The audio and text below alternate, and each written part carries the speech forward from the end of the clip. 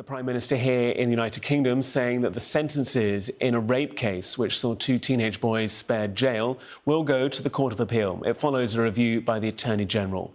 The two 15-year-olds were given youth rehabilitation orders for separate attacks against two girls in Hampshire, a sentence that one of the victims described as a rock straight in my face. I think it's a really distressing case. I think it's distressing for everybody to see, to hear about. The courage, frankly, of the girls to come forward is humbling, but it is distressing. I find it distressing as a politician. I find it distressing as a father. And there are questions about the sentence. The Attorney General has power to refer a case to the Court of Appeal if the Attorney General thinks that the sentence is too lenient. The Attorney General has now exercised that power, so I can announce that that case now will go to the Court of Appeal, and the Court of Appeal will now review the sentence in that case, and that is clearly the right outcome.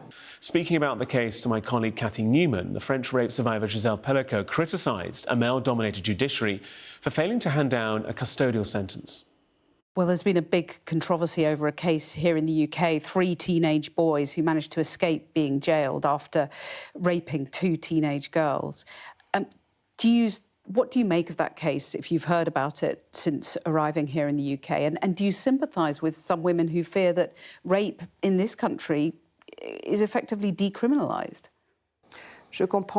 I understand the suffering of those women because it's a daily fight. What I less understand is the attitude of these young men who get the impression to think, well, it's not very serious because they're only 13 or 14 years old. They're responsible for their acts. And where are the parents? How have they educated their children? Because after all, I think we have to also to tell them it's a crime what they've done, what they've committed. And I don't think that that's something that's been taken into consideration. But at the same time, the victims themselves will never be able to be repaired. They're imprisoned in their bodies their whole lives. They have to appeal. They have to have justice. Well, one of the victims has said that the sentence was, and I quote, like a rock in her face. What would you say to her? It's much more than that. It's a girl who's totally destroyed because, after all, rape is something that's terrifying. And I imagine, because we're talking about a very young woman, how is she going to evolve in her private life? It's very complicated. She must be accompanied. She must see psychiatrists. She must be supported by her parents. I hope her parents were also able to support her.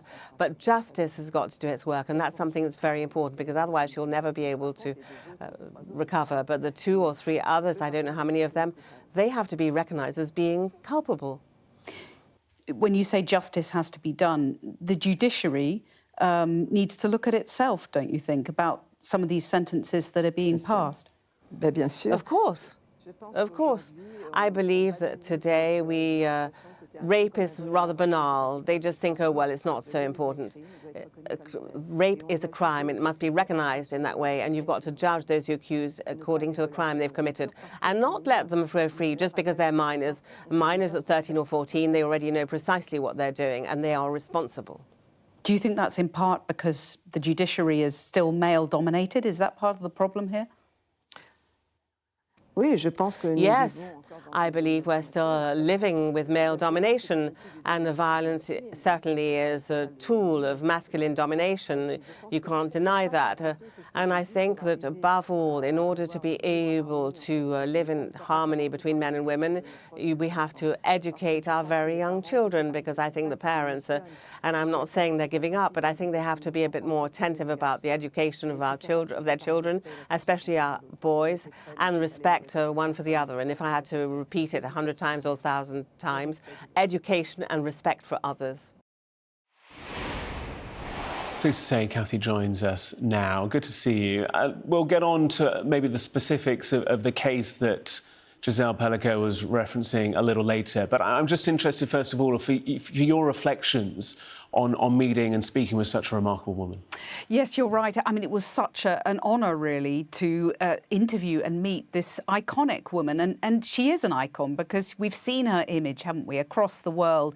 You know, there she was in the throng during her trial in Avignon in southern France, and you saw her in murals with the phrase that became her kind of rallying cry, that shame must change sides. And you saw her in her little sunglasses. So to meet her, it is quite disarming, really. She was very warm, very affable. And what I found completely astonishing, really, is that, you know, I had to ask her, of course, about the most horrific things that had happened to her.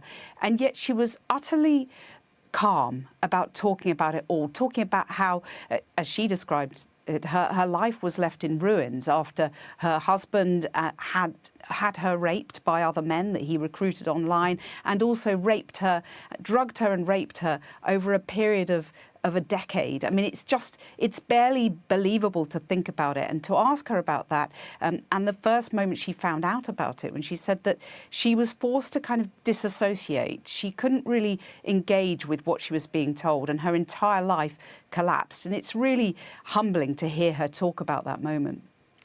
You talk about that collapse and the impact on her life from her own spouse, and you could understand if someone wanted to never talk about it again, but Gisele has taken a very different path in response to this. At the end of the day, she's travelling the world to talk about her story. What is your sense of how her life is moving forwards, considering the past? Yeah, it is extraordinary that she took this very courageous stance to waive her anonymity. She told me she didn't regret that for a moment. There hasn't been a moment that she has regretted that. And I think this composure that I spoke about is the reason why she was able to do that. And she said to me that she never, in fact, collapse. That's her word. I generally don't show my suffering or my tears. I share my laughter, but not my suffering. And she said that is what enabled her to, as she put it, save herself, not to show her suffering to her children or her friends. And I think that's key to how she's been able to rebuild her life. She talks about finding a new romance. She talks about behaving like a couple of teenagers